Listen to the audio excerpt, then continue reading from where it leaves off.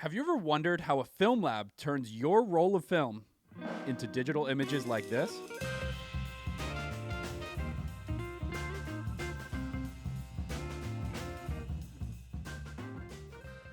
In this video, I'm going behind the scenes at my local film lab to show you the step-by-step process on how film is developed, scanned, and everything in between.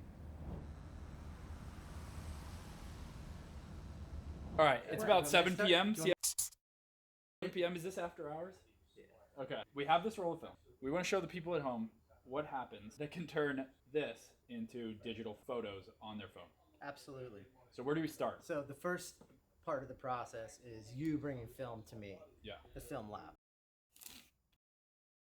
What we're going to do is ask you a couple questions. Yeah. Your name, your phone number. Social Security? Not that. We're going to give you a due date. We're going to tell you when this is due. Currently, our lab runs about 5 business days. So let's just say... It's like 2 if you know the guy. Yeah, exactly. If you know somebody, quicker turnaround. The second thing I'm going to do is look at the film to see what kind of film you have. Here at our lab, we can develop 2 types of film. Color film. Other films we see are black and white film. Max has brought a roll of Kodak Portra 400, very popular film. What happens after the customer leaves? I'm the customer, I'm leaving. Now what do you do? Bye, Max. See you tomorrow. Okay. So what we're going to do, we put it in a little baggie here with our form. From there, it's going to come back into our film lab. This is Oliver. Say hi, Oliver. Hello. Oliver's the owner at Creative Photo. Yeah, still busy. So this is our intake area, I guess, as you would call it. This is our C41 film processor. It is made by Fuji. It is an FP232B. Ask me what those things stand for. I don't know. Guessing FP means film processor. The 232B, not quite sure. Have to look that one up. What does the 232B stand for? Funny you should ask. The first thing we need to do is get this film out of this canister. Right. So this little guy here basically is just hard tape that's sticky on the bottom. Right. And the job of this is to retrieve and get it in there. Yeah, let's cut. Okay. Because this thing needs a little work. We could be here all day. We're not cutting.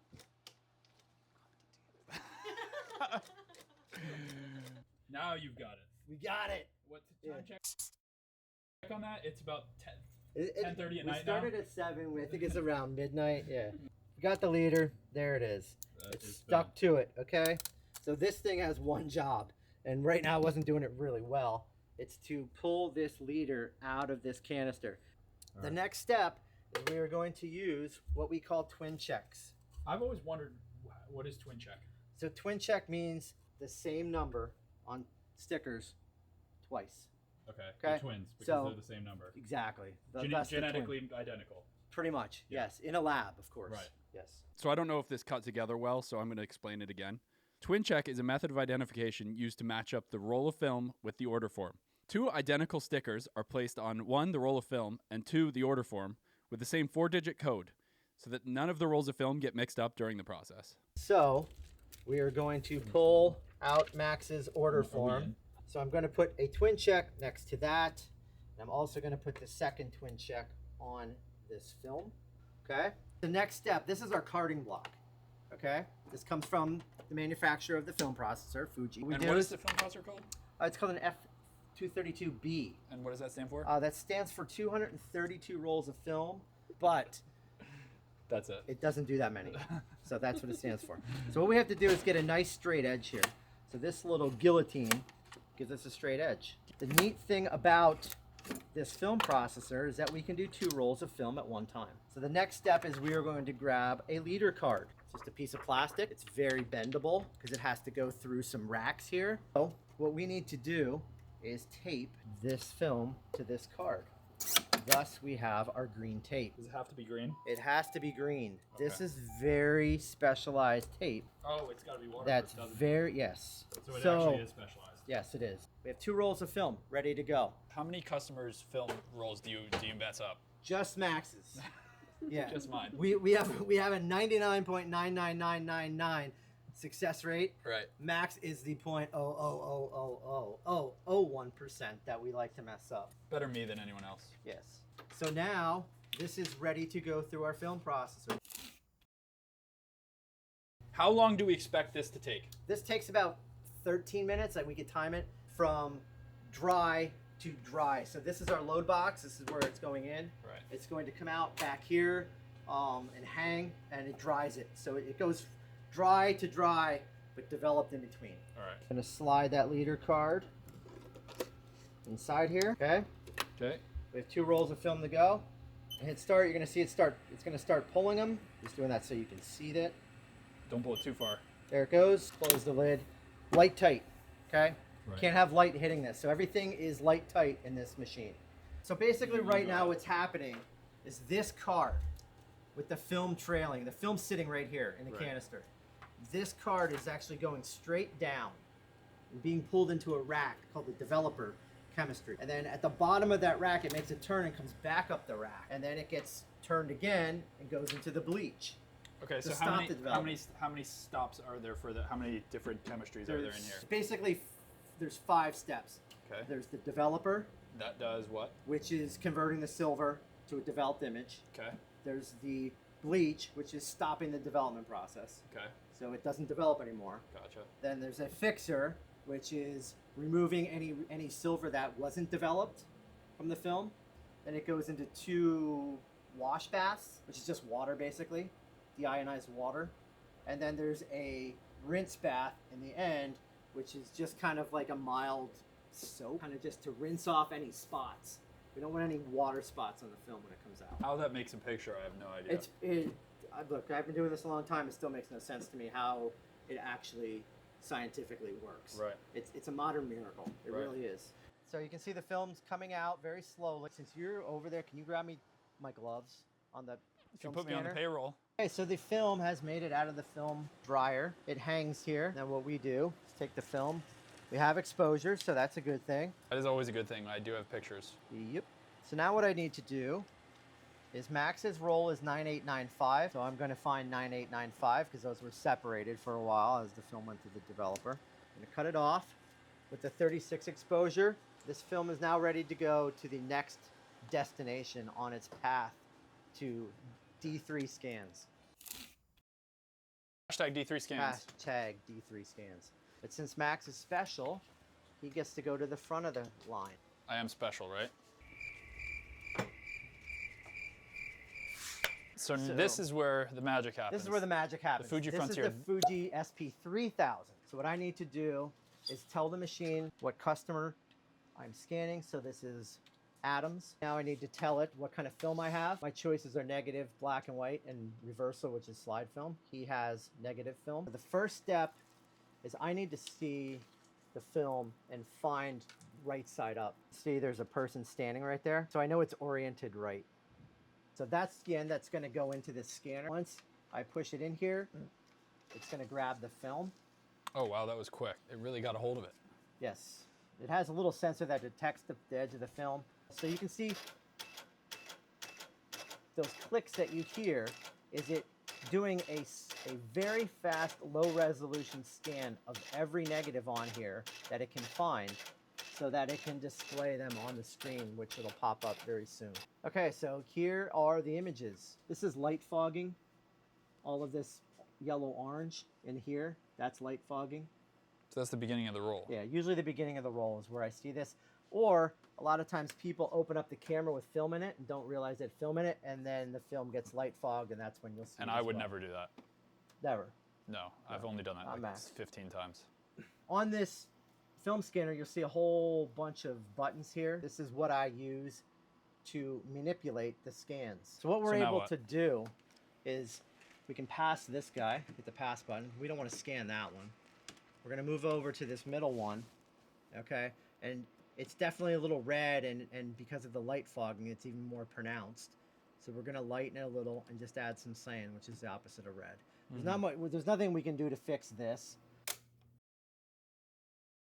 So we're going to move over to this one. I'm just going to add 1 cyan and darken it 1, okay?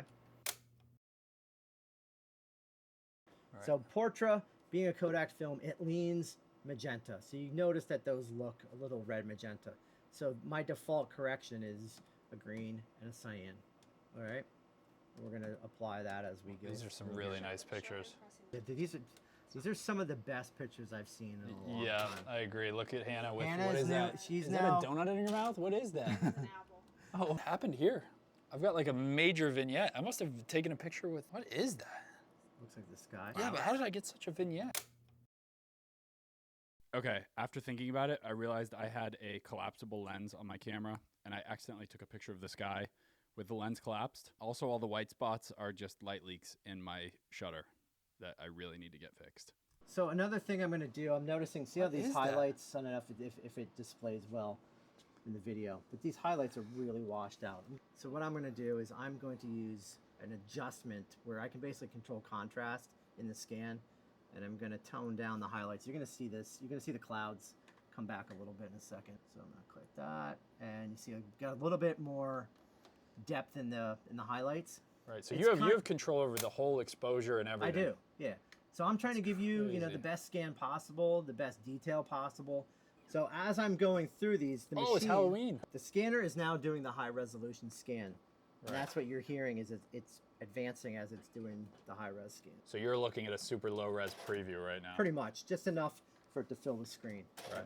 Some Teenage Mutant Ninja Turtles there. How long would you say it takes you per roll to develop, or scan, I should say? Scan like a roll 36, might take me a minute or so to actually Really? do all this. Yeah. To do all this correction. I can go faster than the machine can scan. Right. Hey, create a photo.